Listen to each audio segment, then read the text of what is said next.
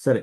నేను నాకేం చెప్పారు అంటే మీ క్లాసులు ఆ, ఎవరైనా తల్లిదండ్రులతో మాట్లాడేటప్పుడు గుణాలు తక్కువ వచ్చినాయండి అందుకని వద్దన్నారంట. సో అందులో నేను చాలాసార్లు మీ అందరికీ చెప్పింది నేను మీకు ఇప్పుడు గుణాలు అంటే చెప్పాను. వివాహానికి అష్టగుణ కూటమి అవసరమా అనే పాయింట్ మీద ఈయన బ్రహ్మశ్రీ ముల్లపూడి లీలాకృష్ణమూర్తి గారు ఆ, ఇదే పుస్తకంలో 79వ పేజీలో క్లియర్గా రాశాడు. 13 గుణాలకి తగ్గితే అప్పుడు ఆలోచించండి, అంతేగాని అసలు అష్టగుణ కూటమి మీరు చూడొద్దు వివాహాలకి, అది చివరిలో చూడాలి. మీకు గ్రహ బలాలు, జాతక బలం అంటే గ్రహ బలాలు, భావ బలాలు, ముఖ్యంగా గ్రహాలు నేను చెప్పినట్టు కుజ గురు శుక్ర సప్తమాధిపతి, అష్టమాధిపతి అంటే 7వ స్థానాధిపతి, 8వ స్థానాధిపతి, లగ్నాధిపతి వీళ్ళందరూ బాగున్నారు అంటే మీరు తర్వాత పోతే భావబలాల్లో లగ్న స్థానము ద్వితీయం అంటే కుటుంబం ధనం వాక్కు, పంచమ స్థానం అంటే పుత్రస్థానము, 7 భార్య భర్త స్థానము, 8 మాంగళ్య బలం ఆయుష్. ఈ భావాలు బాగున్నాయి అన్నప్పుడు మీరు అష్టగుణ కూటంలో పాయింట్లు తగ్గినా కూడా చేసుకోండి అని ఆయన చెప్పాడు. 13 గుణాలకు దిగితే అప్పుడు ఆలోచించండి అన్నాడు. కానీ ఈరోజు 18 గుణాలు ఇచ్చినా కూడా వద్దంటారు వాళ్ళు. పోతే ఇంకా వీళ్ళు ఎలా ఇబ్బంది పెడతారంటే 18 గుణాలకి 20 గుణాలు వచ్చినాయి, ఓకే చేశాడు. కానీ మళ్ళీ అంటాడు నాడీ దోషం ఉందండి అంటాడు. అయ్యా 20 గుణాలు 18 పైకి వస్తే ఓకే అన్నారు కదా, మళ్ళీ నాడీ దోషం ఏంది? 50% వస్తే మీరు ఓకే అంటా కూడా లేదండి, రాశికోవటం కలవటం లేదు, షష్టాష్టకం అయింది, లేకపోతే తారాబలం కలవటం లేదంటారు. సో నేను ఆ తారాబలం అనేది చెప్తున్నాను ఇక్కడ. ఈ గ్రంథంలో రాసిన ప్రకారం చెప్పాను. నేను చెప్పాను తారాబలానికి 3 గుణాలే ఉంటాయి, 3 పాయింట్లే వస్తాయి. నాడీ దోషానికి నాడీ కూటమికి 8 గుణాలు వస్తాయి, రాశి కూటానికి 7 గుణాలు వస్తాయి. గణకూటమి రాక్షస గణమ మనిషి గణం 6 గుణాలు వస్తాయి. గ్రహమైత్రి ఇద్దరు గ్రహాలు మిత్రుల శత్రువుల 5 గుణాలు వస్తాయి. యోని కూటమి ఎలిక పిల్లి పాము ఇలా జంతువులని 4 గుణాలు వస్తాయి. తారా కూటమికి 3 గుణాలు. ఆ 3 గుణాలు కొట్టేసి ఆ పెళ్లి ఆపేస్తాడు. ఆ తారా బలం ఏంటిదని నేను చెప్తున్నాను, గ్రంథంలో రాసిందే చెప్తున్నాను, నా సొంతంగా చెప్పటం లేదు. 9 తారలు ఉంటాయి.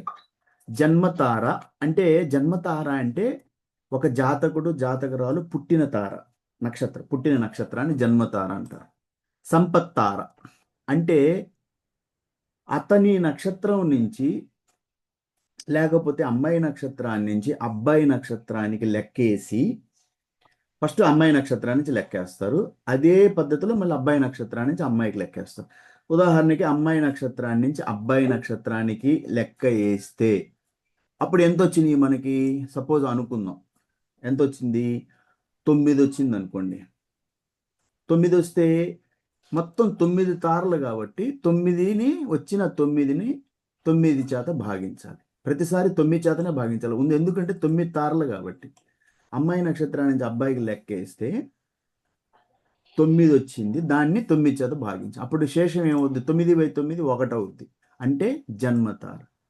ఈ జన్మతార ఏవైతే బేస్ సంఖ్యలు ఉంటాయో జన్మతార, విపత్తార 3, 5 ప్రత్యక్తార, 7 నైధన తార, ఇవి మంచిది కాదు అంటారు. 9 పరమమిత్ర తార, 9 బేస్ సంఖ్య అయినా కూడా మంచిదే. వీళ్ళ గ్రంథంలో రాసి ఉన్నారు, నేను చూపిస్తాను మీకు నేను. సో అమ్మాయి నక్షత్రాన్ని నుంచి అబ్బాయి నక్షత్రానికి లెక్క వేసినప్పుడు వచ్చిన సంఖ్యని 9 చేత భాగిస్తే శేషము 2 అయింది అనుకోండి. శేషము 2 అయితే సంపత్తార మంచిది అని. లేదు శేషం 4 అయింది అనుకోండి, క్షేమతార మంచిది. సరి సంఖ్యలన్నీ మంచి. లేదు భాగించగా శేషం 6 అయింది అనుకోండి, సాధన తార మంచిది. మంచిది కాని ఏంటివంటే బేస్ సంఖ్యలు 1, 3 విపత్తార, 1 జన్మతార, 3 విపత్తార, 5 ప్రత్యక్తార, 7 నైదన తార. ఈ 4 తారలు వివాహాలకి అంటే తారాబలం చూసేటప్పుడు మంచిది కాదు. ఒకవేళ కాకపోతే మంచివి కాకపోయినాయి అనుకోండి, ఏమో 3 గుణాలు పోతాయి. కాకపోతే ఆ 3 గుణాలను పట్టుకొని వివాహం ఆపుతాడు. నైదన తార అయిందండి అమ్మాయిది, వద్దంటాడు. అయ్యా బాబు నీకు దన్నం, ఆడ 3 గుణాలే కదా. ఒక్కోసారి ఏమవుద్ది, అమ్మాయి నక్షత్రం నుంచి అబ్బాయి నక్షత్రం లెక్కేసి 9 చేత భాగించినప్పుడు ఒకవేళ ఏదైనా బేస్ సంఖ్య వచ్చింది అంటే ఆ అమ్మాయికి 1.5 పాయింట్లు మైనస్ అవుతాయి. ఈ 3ని విడగొడతారు. అబ్బాయికి 1.5 గుణము, అమ్మాయికి 1.5 పాయింట్. అబ్బాయి నక్షత్రాన్ని నుంచి అమ్మాయి నక్షత్రానికి లెక్కేసి వచ్చిన దానిని మళ్ళీ 9 చేత భాగిస్తే సరి సంఖ్య వస్తే అబ్బాయికి 1.5 పాయింట్ పడుతుంది. లేదు బేస్ సంఖ్య వస్తుంది, అబ్బాయికి కూడా 1.5 పాయింట్ మైనస్. ఇద్దరికి మైనస్ అయింది కాబట్టి 3 గుణాలు పోతాయి. 36లో 3 పోతే ఏంటి బాధ? ఈ 3 గుణాలకి వాళ్ళు పట్టుకొని ఇక్కడ రాశారు చూడండి, 1, 3, 5, 7 తారలు నిషిద్ధం. అంటే 1 అంటే జన్మతార, అబ్బాయి జన్మ నక్షత్రం. అంటే శేషం 1 వస్తే అమ్మాయి నక్షత్రాన్ని నుంచి అబ్బాయికి లెక్కేసి వచ్చిన దాన్ని 9 చేత భాగిస్తే శేషం 1 వచ్చింది అనుకోండి, అది జన్మతార. శేషం 3 వస్తే మనకి విపత్తార, మంచిది కాదు. 5 వస్తే ప్రత్యక్తార, 7 వస్తే నైదనతార.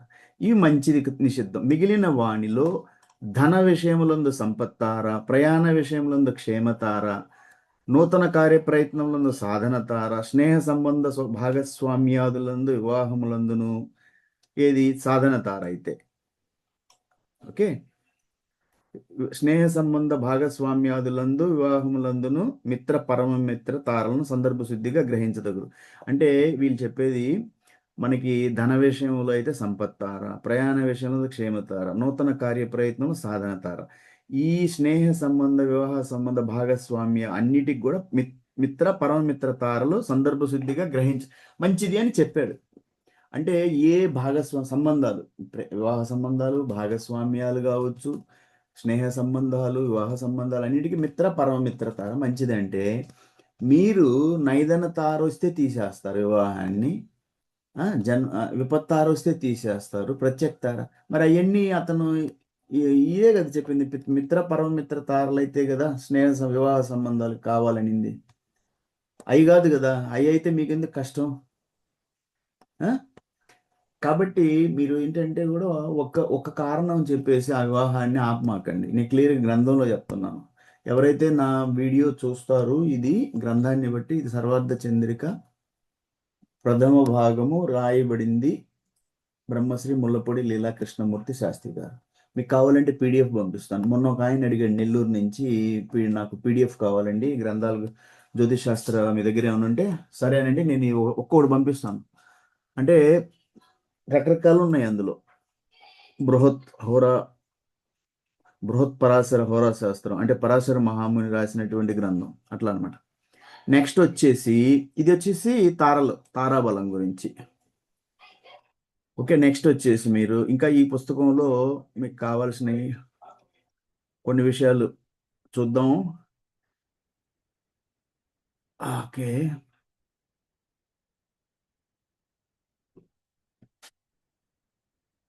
నెక్స్ట్ వచ్చేసి ఇంపార్టెంట్ టాపిక్స్ ఏదన్నా ఉంటే నేను ఉపయోగపడే వివాహాలకి ఉపనయనం అవసరం లేదు. పోయినసారి నేను ఇదే పుస్తకంలో మీకు నిశ్చయ తాంబూలాలకి, పసుపు కొట్టుకునేదానికి, పెళ్లి కొడుకు పెళ్లి కూతుర్ని చేయటానికి, వివాహానికి సంబంధించిన అన్ని తిథులు, ఏ తిథి బాగుంటుంది, నక్షత్రాలు ఏ బాగుంటాయి, ఏ వారం బాగుంటుంది అనేది పుస్తకం ప్రకారం చెప్పాను నేను అన్నీ కూడా. ఓకే, ఇక్కడ కొన్ని నాకు కావాల్సినవి మీకు చెప్తాను. ఇందులో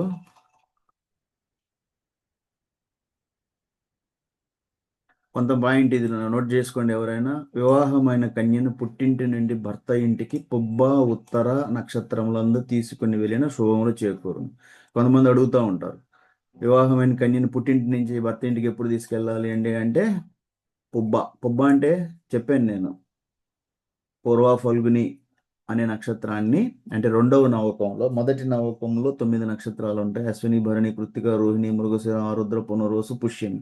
2వ నవకంలో 9 నక్షత్రాలు ఉంటాయి. ఏంటి? మఖ, పుబ్బ అంటే పూర్వ ఫల్గుని, మఖ పుబ్బ ఉత్తర అంటే ఉత్తర ఫల్గుని. ఓకే, సో మఖ పుబ్బ ఉత్తర, హస్త, చైత్ర, స్వాతి, విశాఖ, అనురాధ, జ్యేష్ఠ. సో పుబ్బ అంటే పూర్వ ఫల్గుని నక్షత్రంలో ఉత్తర నక్షత్రములందు తీసుకొనిన వెళ్ళిన శుభములు చేకూరును. అంటే మనకి మాఘమాసం స్టార్ట్ అవుతుంది. ఓకే, మాఘ అంటే ఇప్పుడు జనవరి 14 నుంచి మనకి మాఘమాసం. స్వాతి నక్షత్రమున ఇవన్నీ సరే, ఈ వద్దులు ఇవన్నీ తీసేద్దాం. తర్వాత పోతే ఈ గ్రంథాల్లో వివాహాలు ఎన్ని టైపులు చెప్పారు. అసుర, గాంధర్వ, రాక్షస, పిశాచ వివాహాలని అంటారు. మళ్ళీ వచ్చి బ్రాహ్మము, దైవము, ఆర్షము, ప్రాజాపత్యం. ఎక్కువ మనం చేసే వివాహాలని ప్రాజాపత్యము అని అంటారు. మనం చేసే ఈ వివాహాలన్నీ కూడా ప్రాజాపత్యం. ఇవన్నీ అంటే చెడు వివాహాలు, అసుర, గంధర్వ, రాక్షస, పిశాచ వివాహాలకి. వాటిని ఎప్పుడు అంటారు అంటే మనం చేసే అసురం అంటే కన్య యొక్క బంధువులు, తల్లిదండ్రులు, అన్నదమ్ములు వీరులకు ధనమొసగి వాళ్ళకి తాను కన్యను తీసుకొని పోయి కానీ కన్య యొక్క గృహమునందు కానీ తన ఖర్చుతో వివాహం చేసుకుని అసురం. అంటే కన్యయోగ బంధువులకి వాళ్ళ తల్లిదండ్రులైనా అన్నదమ్ములైనా వాళ్ళకి ధనం ఇచ్చి తాను కన్యని తీసుకొని పోయి కానీ కన్య గృహం నందు వివాహం తన ఖర్చుతో చేసుకుంటాడు. గాంధర్వం అనగా సరే ఇది చెత్త ఏదో రాశారు వదిలేద్దాం. రాక్షసం ఎన్ని వదిలేద్దాం వేసేసి ఇది చెప్పాను నేను పోయిన క్లాసులో నిశ్చయ తాంబూలాలకి ఈ టాపిక్ని వివాహ ప్రకరణం కింద మీకు చెప్పాను. నిశ్చయ తాంబూలాలకి ఏ ఏ వారాలు బాగుంటాయి, ఏ ఏ నక్షత్రాలు, తిథులు ఏం బాగు అన్నీ చెప్పాను ఇందులో. పోయినసారి చెప్పున్నాను, ఆ వీడియో చూడండి. ఏ ఏ మాసాల్లో ముఖ్యంగా చూస్తారు వివాహాలకంటే అదే మాఘమాసము, ఫల్గుణ మాసం, వైశాఖము, జ్యేష్టము. ఓకే, ఈ 4 మాసాలు చాలా శుభకరం అంటారు. కార్తీక మార్గశిర మాసాల్లో అంటే మధ్యం అంటే మరి అంటే 4 మాసాలే అయితే ఇంకా మొత్తం సంవత్సరం అంతా పెళ్లిళ్ళు చేసుకోకూడదు. అంటే ఇంకా 2 మాసాలు కార్తీక మార్గశిర మాసాలు చెప్పాను పోయినసారి. శుభ నక్షత్రాలు చెప్పాను, వివాహానికి శుభ తిథులు చెప్పాను. విధియ, తదియ, పంచమి, సప్తమి, దశమి, ఏకాదశి, త్రయోదశి ఈ 7 తిథులు కూడా మంచివి అనేసి వారాల గురించి నేను క్లియర్గా ఆ రోజే చెప్పాను. నేను బుధ, గురు, శుక్ర ఈ మూడు వారాలు ఉత్తమం. ఆది శనివారాలు మధ్యం. ఇందులో కూడా శనివారం అంటే మంగళవారం వద్దని, సోమవారం అసలు వద్దని, సో శనివారం కొన్ని ఇక్కడ అంగీకరించడం లేదు. కాబట్టి ఈ 3 నేను సోమ, మంగళ, శనివారం తీసేసేస్తే అప్పుడు 3 పోతే 4 ఉంటాయి. 4లో బుధ, గురు, శుక్ర ఆదివారం ఇప్పుడు కలుపుకొని ఆదివారం మధ్యం. ఈ 3 వారాల పోతే నెక్స్ట్ వచ్చేసి వివాహాలకి పోతే చాలా మంది అడుగుతూ ఉంటారు ఏక నక్షత్రం అయితే ఏమవుద్దండి. ఒకే నక్షత్రం ఉన్నందు వాళ్ళు ఏం చేస్తారు అంటే ఏక నక్షత్ర విషయం అయితే వాళ్ళు ఒకే నక్షత్రం ముందు జన్మించిన వధువు వరులకు వివాహం చేయరాదు. ఇది పట్టుకొని వాళ్ళు పెళ్లి ఆపుతూ ఉంటారు. కానీ తర్వాత పాయింట్ చూశారుగా అది చదవరు వాళ్ళు, అది చెప్పరు కూడా వాళ్ళకి. పాదభేదం పనికి వచ్చును అంటే ఇద్దరి పాదాలు మారాయి అనుకోండి. ఇద్దరు ఒకే నక్షత్రంలోనే పుట్టారు. ఉదాహరణకి మఖా నక్షత్రంలో పుట్టారు ఇద్దరు. కానీ అబ్బాయిది మఖా నక్షత్రంలో మొదటి పాదం, అమ్మాయిది మఖా నక్షత్రం 4వ పాదం. పాదభేదం వచ్చింది కదా. మీరు గ్రంథం చదువుతారు, గ్రంథం చదివేదని అది పట్టుకొని ఇక అది ఇంకంతే ఈ గ్రంథంలో రాసిందయ్యా. మిగతా పాయింట్ ఎందుకు చెప్పరు వాళ్ళు? పాదభేదము పనికి వచ్చును అన్నప్పుడు నేను చాలా మంది అడిగారు నన్ను వచ్చి సార్ ఏక నక్షత్రం నేను ఇచ్చిన వాళ్ళే, నేను ఒకసారి పంపిస్తూ ఉంటాను. ఒకసారి ఒక ఆయన ఏకరాశి అయిందని ఆయనే చెప్తా ఉన్నాడు. వద్దంట సార్ అనేసి. ఏక నక్షత్రం అని దీంట్లో ఒకే నక్షత్రం జన్మిన వధువులో వివాహం చేయరాదు అంటే పాదభేదం వచ్చిన పనికొచ్చుద్ది అన్నప్పుడు మీరు ఎందుకు దాన్ని ఆపుతూ ఉంటారు? ఒకవేళ నేనేం చెప్పాను, ఒకవేళ ఇద్దరి పాదాలు ఒకటే అయ్యాయి, ఒకే నక్షత్రం ఒకే పాదం, అది ఒక కారణం. ఆ ఒక్క కారణం చేత వివాహం ఆపకూడదు కదా. నేను చెప్పాను ఆ వివాహం ఆపాలంటే 10 కారణాలు ఉండాలి. ఒక కారణం చేత వివాహం ఆపితే ఈ గ్రంథాలు పట్టుకుంటే అసలు పెళ్లి కాదు. సరే, రాశి భేదం మంచిది అంటే ఒకే నక్షత్రం అయ్యింది, పాదభేదం ఉంది, రాశి భేదం ఉంది. రాశి అంటే వేరు వేరు రాసులు అయ్యారు. వధూవరులు ఒకే నక్షత్రం అయ్యిండి భిన్న రాశి వాళ్ళు అయ్యారు. ఒకవేళ ఒకే రాశి అయ్యుండి భిన్న నక్షత్రములు అయి ఉన్నా కూడా మంచిదే. అలా అలా చూడకుండా మీరు ఒకే నక్షత్రం అయిపోయారండి అంటారే కానీ పాదభేదం ఉందా చూడరు, వాళ్ళ రాసులు ఏమన్నా మారుతున్నాయా చూడరు.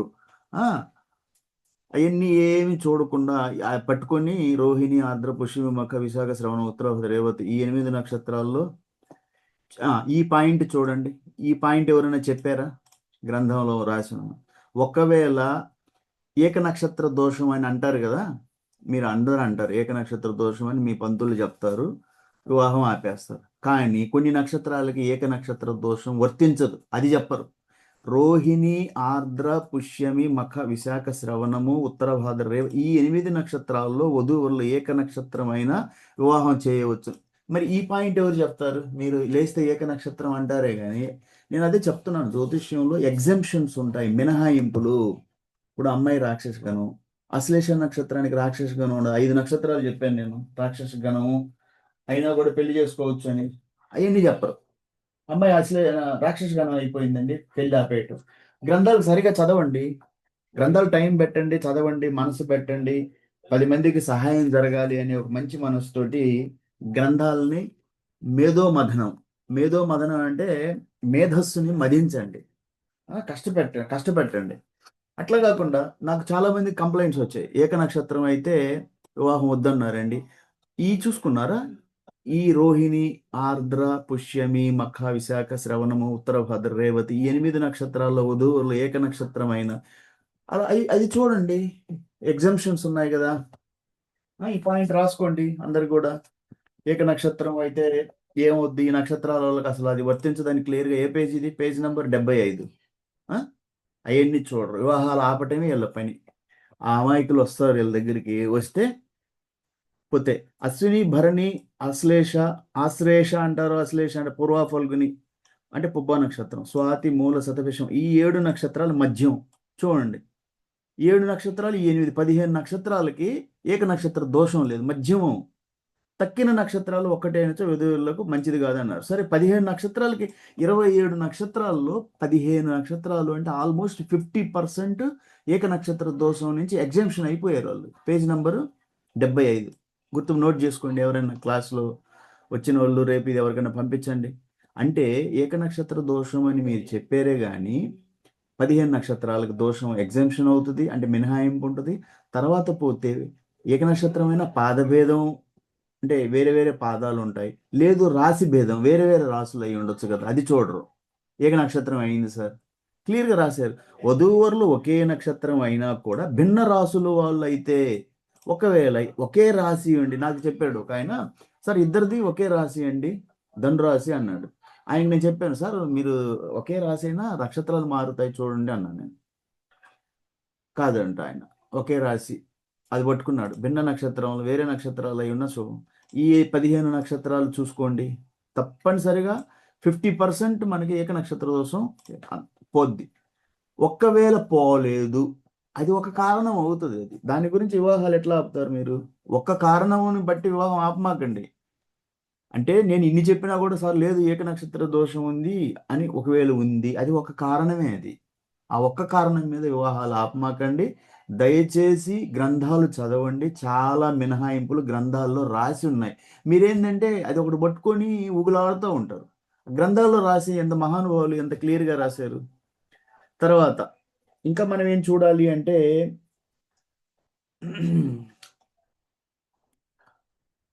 ఉభయులకి ఒకే గణమైన చాలా మంచిది. ఈ గణకోటంలో చెప్తారు ఎక్కువ అనమాట. ఒకే గణకోణం అంటే మనుష్య దేవ ప్లస్ మనుష్య గణం అయిన మధ్యం. ఒకవేళ దేవు మనుష్య ఒకే గణమైన మంచిది.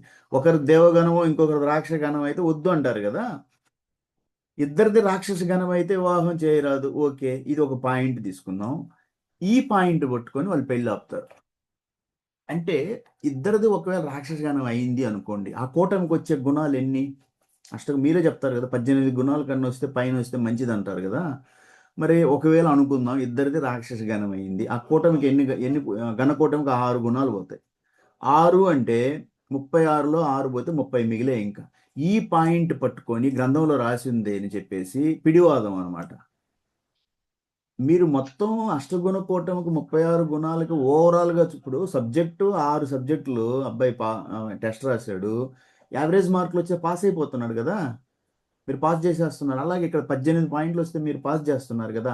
మళ్ళీ అందులో ఇద్దరిది రాక్షస గణం అయిందండి వద్దన్నారు, అదట్లా ఒక కూటమి ఎగిరింది పోయింది. గ్రంథంలో రాసి ఉందండి రాక్షస గణం అయితే ఇద్దరిది చేయకూడదు, లేకపోతే దేవ రాక్షస గణం అయితే వద్దన్నారు. మరి రాక్షస గణం అయితే మీరు నక్షత్రాలకి ఎగ్జామ్షన్స్ తెలుసా? ఏ నక్షత్రాలకు రాక్షస గణమైనా కూడా అది చెప్పరు వాళ్ళకి. నేను ఇంతకుముందు క్లాసులో చెప్పాను, 5 నక్షత్రాలకి రాక్షస గణమైనా కూడా గణ దోషం, రాక్షస గణ కూటమి దోషం ఉండదని చెప్పేసి. ఓకే, అవన్నీ రాసుకోండి. మీరు పుస్తకాల్లో క్లియర్‌గా మీరేందంటే నేను చెప్పేయన్నీ కూడా రాసుకోండి.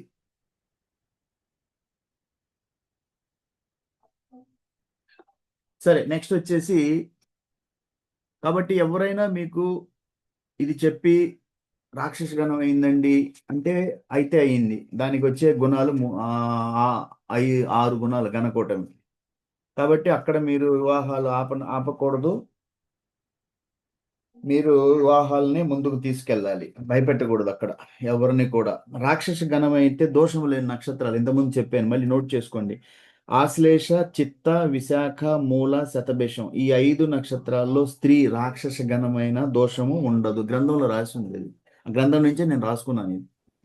ఒకసారి మళ్ళీ చెప్తున్నాను. అమ్మాయి రాక్షస గణం అయినా కూడా ఆశ్లేష, చిత్త, విశాఖ, మూల, శతభిషం ఈ 5 నక్షత్రాలలో ఉన్నోళ్ళకి స్త్రీ రాక్షస గణమైనా కూడా దోషం లేదు. మరి ఒకవేళ రాక్షస గణం అయింది అని ఇక్కడ రాశారు అంటే ఈ రాసిన ఆయనే రాసి ఉన్నాడు పాయింట్. అవన్నీ చదవాలి. అప్పుడు ఎప్పుడైతే మీరు గ్రంథం మొత్తం చదువుతారో ఆ గ్రంథం వంట పట్టించుకోండి. ఒక్కొక్కసారి ఏమవుద్దంటే భేదాభిప్రాయాలు ఉంటాయి. ఒక గ్రంథ రచయిత ఒక రకంగా రాస్తాడు, ఇంకొక గ్రంథ రచయిత ఇంకొక రకంగా రాస్తాడు. అవి కూడా చదవాలి. ఎంత జ్ఞానం ఉంటే మీరు ప్రజలకి అంత సహాయం చేయగలరు. ప్రజాసేవ చేయాలి అంటే వివాహాలు ముఖ్యంగా వచ్చేసి వివాహాలు నిలబెట్టాలి అంటే ఈరోజు సమాజంలో మీ గ్రంథం నాలెడ్జ్ ఉండాలి. మీరు ఎవరన్నా వాదించాలి అంటే గ్రంథ రెఫరెన్స్ తెలిసి ఉండాలి మీకు. నాకు అన్నీ నేను చూస్తాను, అన్ని పట్టుకొని ఉంటాను నేను. తర్వాత పోతే ఇంకా మనకి త్రిజ్యేష్ఠ. ఈ త్రిజ్యేష్ఠ అది చాలా మంది నాకు సార్ అమ్మాయి ఇంటికి పెద్దది, అబ్బాయి ఇంటికి పెద్దోడు, వీళ్ళిద్దరు ఎవరో ఒకరు జ్యేష్ఠ మాసంలో పుట్టారు, జ్యేష్ఠ నక్షత్రంలో పుట్టారు, వద్దంటున్నారు. త్రిజ్యేష్ఠ అయింది. అది ఒక కారణం కదా. దానివల్ల వివాహం ఎట్లా ఆపుతారు? 10 కారణాలు ఇంకా అసలు చాట్లోకి వెళ్ళలేదు. ఇద్దరి జాతకాల్లో గ్రహ బలాలు ముఖ్యమైనవి. గ్రహ బలాలు చూడలేదు, భావ బలాలు చూడలేదు. కేవలం ఒక ఇది పట్టుకొని జ్యేష్ఠ, అమ్మాయి ఇంటికి పెద్దది, అబ్బాయి ఇంటికి పెద్దోడు. వీళ్ళిద్దరిలో ఎవరో ఒకరు జ్యేష్ఠ మాసంలో పుట్టారు, జ్యేష్ఠ నక్షత్రంలో పుట్టారు. 3 జ్యేష్ఠలు కుదరదని తీసేయి పెళ్ళి. ఎన్ని పెళ్ళిళ్ళు జరగొడతారు అట్లా? ఈ గ్రంథంలో రాస్తే అంటే ఏ విధమైన కన్యావరులకు 3 జ్యేష్ఠ శబ్దంలో కూడినేని త్రిజ్యేష్ఠమని దోషం. ఇది ఒక దోషంగా అన్నారు. అంతేకాని మీరు పెళ్లి ఆపేసి ఒక పాయింట్ పట్టుకుని ఇక ఆ రకంగా మీరు పాయింట్లు పట్టుకుంటే గ్రంథాల్లో రాసేయని చెప్పి ఆ వివాహాలు జరగవు అసలు. వాళ్ళని అలాగే పెట్టేస్తారు. ఈరోజు ఒక ఆమె విశాఖపట్నం నుంచి ఫోన్ చేసుకొచ్చింది. 93 అంటే ఆమెకి కూతురికి మ్యాచ్ ఇస్తుంటే సార్ జాతకాలు కుదరటం లేదు, నేను చాలా రోజుల నుంచి చూస్తున్నాను, వివాహం ఆపుతాం. విశాఖపట్నం ఆమెది. జాతకాలు కలవలేదంట ఆమెకి. ఈమె కర్మగాలి ఆ ఎదుటోళ్ళకి కూడా ఆ కుర్రోడు ఈమె 93 అయితే ఆ అబ్బాయి ఆమె 95 అనుకుంటే అబ్బాయి 93. ఇద్దరు సరిపోతారు ఒకరికొకరికి. ఇద్దరు జాతకాలు చూసేవాళ్ళు. అబ్బాయి తల్లి జాతకాలు చూసేది, అమ్మాయి తల్లి జాతకాలు చూసేది. ఇద్దరికి పెళ్లి చేయకుండా అమ్మాయి తల్లి నా దగ్గర, అబ్బాయి అమ్మ నాతో ఎప్పుడో మాట్లాడుతూ ఉంది. ఆమెకి నేను కౌన్సిలింగ్ చేశాను, ఆమె మారలేదు. ఆమె జాతకాలు ఇంకా చూసుకుంటానే ఉంది. ఈరోజు కొత్త ఒక ఆమె వచ్చింది ఫోన్ చేసుకుని విశాఖపట్నం. మా అమ్మాయికి చూడండి వాసు యాదవ్ గారు. మా అమ్మాయి అంటే సరే మ్యాచ్ ఇస్తే జాతకాలు కలవటం లేదండి, ఈ అబ్బాయితో ఇంతకుముందు మేము మాట్లాడాము, ఎవరికి కలవటం లేదంటే మాకు కలవటం లేదు, వాళ్ళు కూడా అదే చూస్తున్నారని చెప్పింది. ఇక నేనే వాసు యాదవ్ ఏం చేయాలి నేను? వీళ్ళ జాతకాలు పిచ్చి నేను ఏడవదిలు ఇచ్చేది, ఎక్కడ పెళ్ళిళ్ళు చేసేది? మీకు సంస్థలో పెళ్ళిళ్ళు కాకపోవటానికి వాసు యాదవ్ ఏం చేయాలి చెప్పండి మీకు? అప్పటికి నేను దండం పెడతానే ఉంటా మా అమ్మకి. అమ్మ అనంతకోటి బ్రహ్మాండ నాయకి, జగన్మాత, ఆదిశక్తి, ఆమెకి శ్రీ బాలా త్రిపుర సుందరి దేవి అమ్మకి నేను దండం పెడతానే ఉంటాను. అమ్మ ఏంటి ఈ పాపం, ఏంటి పెళ్ళిళ్ళు కాకపోవడం ఏంటి? అది కూడా హిందూ కుటుంబాలకి ఈ దరిద్రం ఏంటమ్మా ఈ జ్యోతిష్యం? వాళ్ళకి లేదు, మేము అందరం మనుషులమే కదా, భూమి మీద పుట్టాం కదా, వేరే మతాలకు లేని జ్యోతిష్యం మాకెందుకు అంటగట్టారు? మా ఈ కుటుంబాలు యదువంశంలో అంటే నేను యదువంశం అంటే నేను యదువంశంలో పుట్టాను. మిగతా కమ్యూనిటీలు అన్నిలు కూడా అదే కదా. రెడ్డి, నాయుడు, బ్రాహ్మణ్, వైశ్య, గౌడ, యాదవ, బలిజ ఏ కుటుంబాల్లో కూడా వివాహాలు కావటం లేదు జ్యోతిష్యం. దీన్ని ఎట్లా తీసుకెళ్ళాలి? సరే, మీకు గ్రంథాల్లో చెప్తా ఉన్నాను చూడండి. అంత ధైర్యం చేయకపోతే జీవితంలో ఏం పెళ్ళిళ్ళు చేస్తారు? సరే అయితే ఇది అది చూసుకోండి. ఇది ఒక విషయం. దీన్ని పట్టుకొని వివాహం ఎప్పుడు ఆపటం అనేది బాగలేదు. నేను చెప్పింది మీకంతా కూడా గ్రంథం ప్రకారం ఒకటి ఒకే కారణం చెప్పేసి వివాహాలు ఆపుకోమాకండి. నేను ఒకటి చెప్పాను, మీకు 8 కూటాలే చూస్తారు. ఈ గ్రంథంలో 18 కూటములు చూడమని చెప్తున్నారు. ఆ ప్రకారం చూస్తే 8 కూటాలకే పెళ్లిళ్ళు కావటం లేదు. ఇంక ఈ 18 కూటాలు చూస్తే అసలు పెళ్లిళ్ళు కావు. చూడండి, నేను ఇది పేజ్ నెంబర్ నోట్ చేసుకోండి, 78 పేజీ. ఇది చాలాసార్లు చెప్పున్నాను. ఈ గ్రంథంలో వివాహ కూటములు అవసరమా అని ఈయన మహానుభావుడు రాశాడు. ఇది నేను చాలాసార్లు అందరికి చెప్పాను. ఏమని చెప్పానంటే, ఆయన ఏం చెప్పాడు అంటే, ఇందులో ఒక పాయింట్ మీకు నోట్ చేస్తాను. ఆ ఈ కూటములు వధువు నక్షత్రం నుండి వరుణి నక్షత్రం 36 గుణాలు వస్తాయి. ఇది అష్టగుణ కూటమి. ఈ 36 గుణాల్లో ఆయన ఏమంటా అంటే, కానీ 13 కంటే తక్కువ గుణాలు గ్రహించట్లేదు. 13కు తగ్గితే మీరు ఆలోచించమన్నాడు. వీళ్ళు 18 వచ్చినా వద్దంటున్నారు ఈరోజు 50%. కానీ ఈయన ఒక మాట ఏం చెప్పాడంటే, జాతకము ఇందు ముఖ్య ప్రధాన పాత్ర వహిస్తుంది. రెండవది కూటములు. ముఖ్యంగా జాతకం అంటే ఏం చెప్పాడంటే ఈయన చెప్పిన జాతకం ఏంటంటే, ఈ కోటాల పరిశీలన, ఏ కోటములు, ఈ అష్టగణ కోటాలు పరిశీలించే ముందుగా మీరు ఆయుర్దాయము అంటే 8వ స్థానము, 7వ స్థానము, ఈ భావాలు చూడండి. 7, 8 భావాలకి చాలా ఇంపార్టెన్స్ ఇచ్చాడు ఆయన. 7 ఎందుకు అంటే వివాహ స్థానం అంటారు. అమ్మాయి చాటులో భర్త స్థానం, అబ్బాయి చాటులో భార్య స్థానం. అందుకని ఆయన 7వ స్థానాన్ని బాగా చూడమన్నారు. అమ్మాయి చాటులో 7వ స్థానం అంటే భర్త స్థానం, అబ్బాయి చాటులో 7వ స్థానం కలత్ర స్థానం అంటే భార్య స్థానం. ఈ 2 భావాలు చూడండి. అబ్బాయి చాటులో భార్య అంటే శుక్రుడు, అమ్మాయి చాటులో భర్త అంటే గురువు. ఈ 2 గ్రహాల బలాబలాలు చూడండి. నేను చెప్పినట్టు కుజ గురు శుక్ర సప్తమ అష్టమ భావాధిపతులు. ఇది నేను క్లియర్ వీళ్ళే చెప్పారు, నేను చెప్పలేదు. ఆయుర్దాయం అంటే 8వ స్థానం, సప్తమం అంటే వివాహ స్థానం, భార్యాభర్త స్థానం. ఈ భావాలు బాగా పరిశీలించండి. ఇవి బలహీనమైనచో కూటముల వలన ప్రయోజనం ఉండదు. ఒకవేళ ఈ బలహీనంగా ఉంటాయి, మీరు కోటాలు పట్టుకొని 36 గుణాలకి 20 వచ్చినాయి, 30 25 వచ్చినాయి ఓకే, 18 వచ్చినాయి తీసేయి. కూటముల మీద బేస్ కామాకండి. జాతకాలు నమ్మే వాళ్ళకి, నమ్మని వాళ్ళకి ఏం లేదు. సరే, ఆయన చెప్పింది ఈ సప్తమ అష్టమే కాకుండా మళ్ళీ నేను చెప్తా ఉంటాను. లగ్న ఒకటి ఒకటి అంటే లగ్న బలం, లగ్న స్థానం. 2 అంటే ధనస్థానం, 5 పుత్రస్థానం, 7 వివాహ స్థానం, 8 ఆయు స్థానం, 9 భాగ్యస్థానం. ఓకే, భాగ్యం, లక్ అదృష్టం. ఈ చూడమన్నాడు. గ్రహ గ్రహ బలాలు చూడాలి. అంతేగాని కూటములు అసలు పట్టించుకోమొద్దంటాడు. ఇక ఎక్కడ రాశాడు ఆ పాయింట్? ఇక్కడ రాసి ఉంటాడు చూడండి. ఆయన ఏమంటాడంటే, గ్రహ కోటాలు ఇందు ప్రధాన పాత్ర వహిస్తుంటాయి. గ్రహ కోటాలు, గ్రహాలకు సంబంధించిన మ్యాటర్ చూడాలి. ఈ ఈ భావాలు చూడాలి. తర్వాత పోతే ఆయన ఏం చెప్పాడు?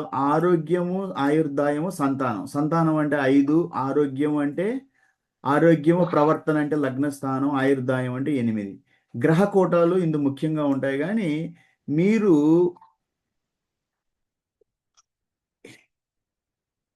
ఆ ఈ కూటముల పరిశీలన అంటే ఈ అష్టకోణ కూటములు చూసే ముందు ఈ భావాలు చూడండి. ఒకవేళ ఈ బలహీనంగా ఉంటే మీ అష్టకోణ కూటమి దేనికి పనికిరాదు అని ఆయన క్లియర్గా చెప్తున్నారు. ఆయన చెప్పేది ఏంటంటే, జాతకం ఇందు ప్రధాన పాత్ర వహిస్తుంది. జాతకంలో అంటే గ్రహ బలాలు, భావ బలాలు. ఇది ఈ రెండవది. ఈ కూటములు నేనైతే ఈ కూటములు చివరిలో చెప్తాను. నేను లాస్ట్లో చూడాలి. గ్రహ బలాలు, భావ బలాలు చూడండి, దోషాలు, పోతే యోగాలు చూడండి. లాస్ట్లో వచ్చి ఈ కూటముల గురించి ఆయన 13కు తగ్గితే అప్పుడు చూసుకోమన్నాడు. ఇక్కడ చెప్పాడు చూడండి, గ్రహస్థితి బాగున్న గుణములు కుదరకపోయినా వివాహం మానవలసిన అవసరం లేదు. గ్రహస్థితి అంటే నేను చెప్పినట్టు గ్రహాలు, ఏ గ్రహాలు? కుజ గురు శుక్రులు, సప్తమాధిపతి, అంటే 7వ స్థానం, ఓకే, కలత్ర స్థానాధిపతి, పోతే అష్టమ స్థానాధిపతి. ఈ గ్రహస్థితి బాగుంటే ఆ గుణాలు మీరు చెప్పుకునే ఆ అష్టగుణ కూటమి అది కుదరకపోయినా వివాహం మానాల్సిన అవసరం లేదని క్లియర్గా ఆయన చెప్తుంటే, వీళ్ళ అష్టగుణం పట్టుకొని అందులో ఏనుకోవటం పట్టుకుంటాడు. ఎలిక పిల్లి అయింది. నా దగ్గరికి వచ్చిన కేసులు చెప్తాను, కేసు బై కేసు. నా దగ్గరికి వచ్చింది ఏనుకోవటంలో అంట 2 కేసులు వచ్చినాయి నాకు. ఇద్దరిది వైరు జంతువులు, ఆవు పులి అయ్యారంట. ఒకరేమో పాము ఎలుక పాము అయ్యారు. ఎలుక పాము ముంగిసలు అయ్యారు వైరు జంతువులు వద్దన్నారు అంటే నేను చెప్పాను చేసుకోండి అన్నాను. ఆ తర్వాత వాళ్ళు నా దగ్గరికి రాలేదు. తర్వాత నా దగ్గరకు వచ్చిన కేసుల్లో యోనికోటమి తారాబలంకి వచ్చారు. నైదన తార అయిందండి, లేకపోతే వేధా నక్షత్రాలైనవి, ఆ అమ్మాయిది అబ్బాయిది నక్షత్రం పడదంట, వేధా నక్షత్రాలు వద్దు అన్నారు. నేను చెప్పాను అది ఒక కారణం, దానివల్ల ఎందుకు వివాహం ఆపటం. షష్టాష్టకాల్లో ఎక్కువ వివాహాలు పోయినాయి నా దగ్గరకు వచ్చిన వాటిల్లో. అంటే ఆ అమ్మాయిది అబ్బాయిది షష్టాష్టకం అయిందంట, రాసులు ఇద్దరి కలవటం లేదంట అని వివాహాలు ఆపారు. నాడీకోట దోషం ఉందని వివాహాలు ఆపిన వాళ్ళు నా దగ్గరికి వచ్చిన వాళ్ళు నేను ఇచ్చిన వాళ్ళే. నేను మ్యాచ్ వాళ్ళకి ఇస్తే ఆయన నా చేత జ్యోతిష్యం చెప్పించుకొని 3 గంటలు క్లాస్ చెప్పి లాస్ట్లో అంటాడు, సార్ నాడీకోట దోషం. నేను కూడా చెప్తాను నాడీకోట దోషం ఉందని చెప్పాను కదా. ఆ ఒక్క కారణం ఎందుకు, నీకు గుణాలు 25 దాటి వెళ్తున్నాయి కదా, ఎందుకు ఆలోచిస్తున్నావు. మళ్ళీ గ్రహ బలాలు అవన్నీ బాగున్నాయి. 3 గంటలు గోశాలకు రూపాయి దానం చేయలేదు. 3 గంటలు నా చేత చూపించుకొని తెల్లారి ఫోన్ చేసి నాడీకోట దోషం ఉంది వద్దనుకుంటున్నానని చెప్పి ఆ 5-6 రోజుల తర్వాత మళ్ళీ ఇంకొక ప్రొఫైల్ పంపించాడు, చూడండి సార్ అని చెప్పేసి. హైదరాబాద్లో ఉంటాను మహానుభావుడు, చేతులు ఎత్తి దండం పెట్టచ్చు.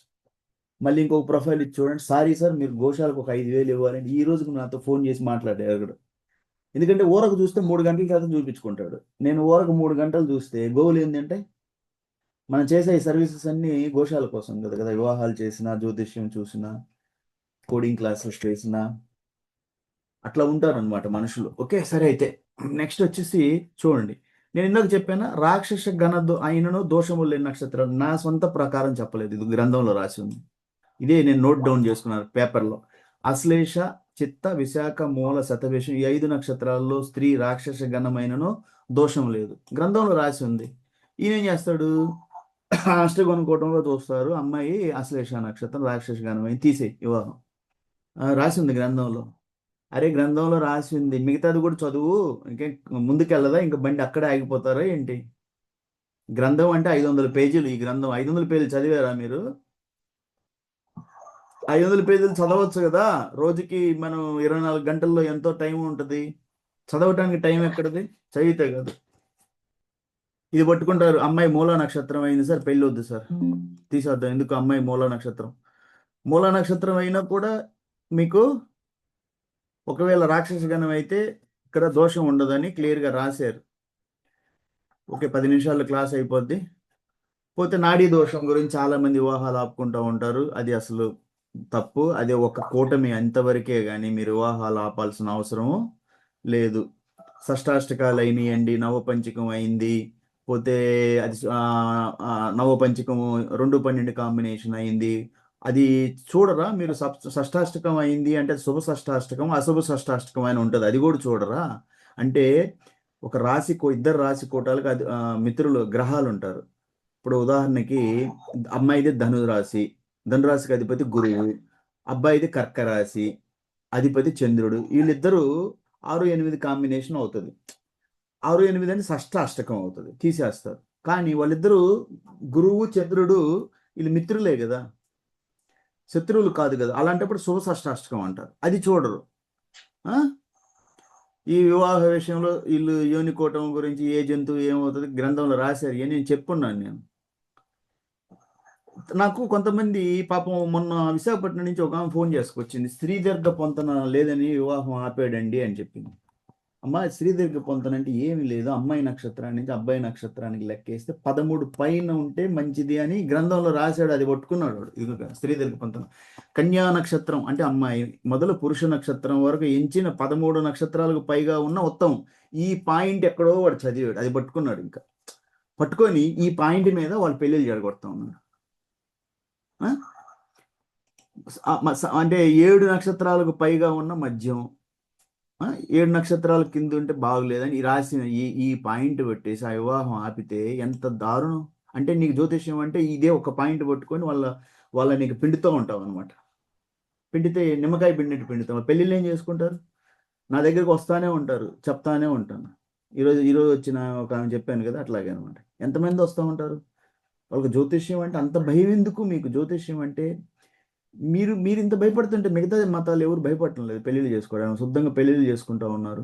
ఇక్కడ శుక్రమోజ్యం అంటూ ఉన్నారు, తమిళనాడులో పెళ్ళిళ్ళు అవుతూ ఉన్నాయి.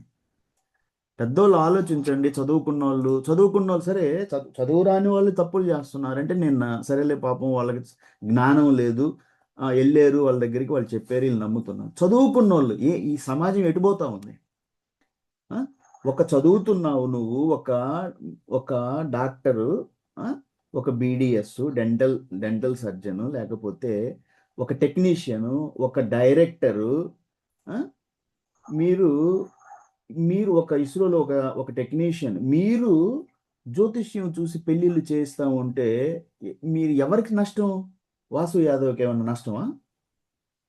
వాసు యాదవ్ ఈ మానుకొని ఎన్ని చెప్తా ఉన్నాడు. ఎందుకు చెప్తున్నాడు? సమాజ కళ్యాణం కోసం.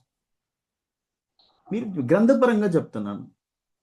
క్లాస్ పెట్టాను ప్రతి సోమవారం, ఒక జ్యోతిష్యం క్లాస్ రండి, రారు. టీవీ సీరియల్ చూస్తూ ఉంటారు ఇంట్లో కూర్చొని. మళ్ళీ వాళ్ళే వెళ్ళి పోయేదైనా పంతులు అయ్యవారు, ఆయన పేరు ఒకటి పెడతారు, వీళ్ళు బాగా గౌరవంగా పెడతారు.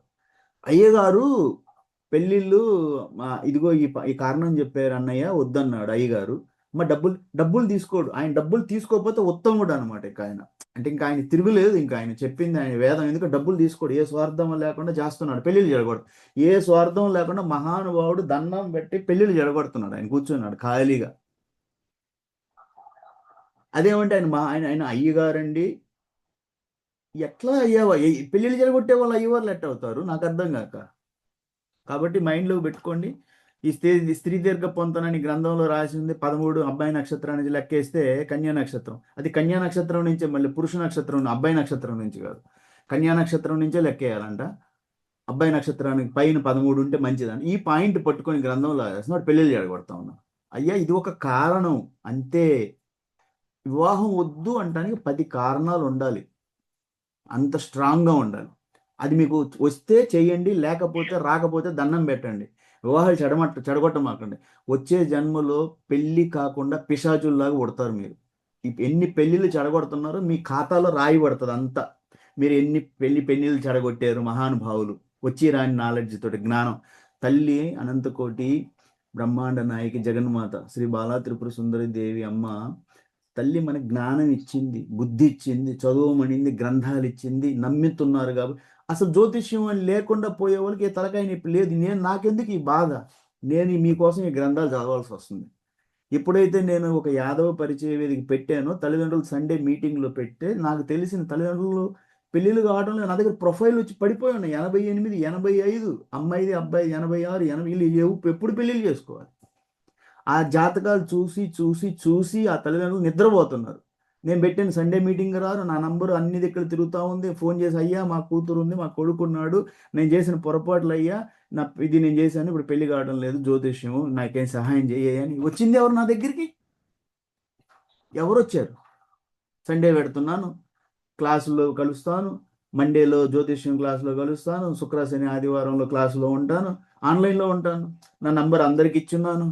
అయ్యా నేను చేశాను పొరపాటు, నాకు తప్పయిందయ్యా, ఒప్పుకున్నారు. చాలామంది నాకు ఫోన్ చేసి నాతో మాట్లాడి, ఒక్క అతను ఏదో రాంగ్గా మాట్లాడాడే కానీ 90లో ఉన్నాడు వాళ్ళ కొడుకు. అయినా ఆయనకి అహం దిగలేదు. నువ్వెవరువి అన్నాడు. నో ప్రాబ్లం, నువ్వెవరు మాకు ఏమని చెప్పడానికి, మా ఇష్టం, మా పిల్లలు. 90లో ఉన్నాడు. నేను మ్యాచ్లు పంపిస్తే వద్దన్నాడు, జ్యోతిష్యం చూశాడు. నేను ఫోన్ చేసుకొని వెళ్ళాను, అడిగాను, ఏంటి సార్ ఇది ఇట్లా చేస్తే ఎట్లా? పిల్లలు 90లో ఉన్నాడు మీ బాబు, ఇప్పటికీ మీరు జ్యోతిష్యం చూస్తూ ఉన్నారు. ఆయన ఒప్పుకున్నాడు, తప్పు చేశాను సార్, నా తప్పు అయిపోయింది, కానీ మీరు చెప్పకూడదు, ఇవన్నీ మా ఇష్టం అని. సరే నీ కర్మ, అది ఇంకా కర్మదోషం వదలలేదు. సో నేను అందరికి మీ చేతులు దండం పెడుతున్నాను. వీటన్నిటిని చూసి స్త్రీ దీర్ఘ పొంతనని ఏదో గ్రంథంలో ఒక కారణం రాశారు, దాన్ని పట్టుకొని వివాహాలు ఆపకూడదు. అది గుర్తుపెట్టుకోండి. అంత భయపడాల్సినంత లేదు. వివాహాలు అంటే అంత మీరు నమ్మేవాళ్ళు జ్యోతిష్యం అంటే నేను చెప్తా ఉన్నాను, నా దగ్గరికి రండి, మా గోశాలకు 5,000 డొనేషన్ చేయండి, 3 గంటలు మిమ్మల్ని క్లాసులో కూర్చోబెడతాను నేను. ఆ జ్యోతిష్యం ఏందో మీకు నేను మొత్తం చూపిస్తాను, ఇద్దరి చాట్లు నేను చెప్తాను ఇట్లా అనేసి, గ్రహ బలాలు, భావ బలాలు. కానీ వాసు యాదవ్ జ్యోతిష్యంలో వివాహం ఆపటం ఉండదు. ఆయన ఏం చేస్తాడు అంటే, గ్రహ బలాల్లో ఏ గ్రహానికైతే బలం తగ్గిందో స్తోత్రాలు ఉన్నాయి. వేదవ్యాసుడు రాసినటువంటి గ్రహ స్తోత్రాలు అవి చేపించడం, పూజలు, పునస్కారాలు, మినహాయింపు, కొంత దానాలు, ధర్మాలు, ఇవన్నీ చేస్తే కొంత శాంతి అని మీరు నమ్ముతున్నారు. కాబట్టి నన్ను చాలామంది అడిగారు, వాసు యాదవ్ నువ్వు జ్యోతిష్యం నమ్ముతావా? అయ్యా నేను నమ్మను, కానీ మీ గురించి ఈ గ్రంథాలు చదవాల్సి వస్తుంది. ఎందుకంటే సమాజ కళ్యాణం అంటే పెళ్ళిళ్ళే ఎవరు పోతున్నారు, ముందుకెళ్తున్నారు? పోయినాయి అంటే నా దగ్గర ఈ ప్రొఫైల్ వచ్చి పడిపోయి నా దగ్గర ఎన్ని ప్రొఫైల్లు ఉన్నాయి? 85 అంటే మీరు నమ్ముతారా? 85, 80 ఒక రోజు లిస్ట్ చేసి పబ్లిష్ చేస్తాను గ్రూప్లో. వీళ్ళు రండయ్యా, మీరు ఎక్కడున్నారో, నా పేరు వాసు యాదవ్, మీకోసం నేను వివాహాలు ఇస్తాను, రండి, మీరు పెళ్ళి చేయండి పిల్లలకి. సరే, నెక్స్ట్ వచ్చేసి ఇంకొక 5 నిమిషాల్లో క్లాస్ అయిపోద్ది. ఇందులో కొన్ని చాలా ఉన్నాయి గ్రంథాలు, ఇవన్నీ మీరు చూడాలి.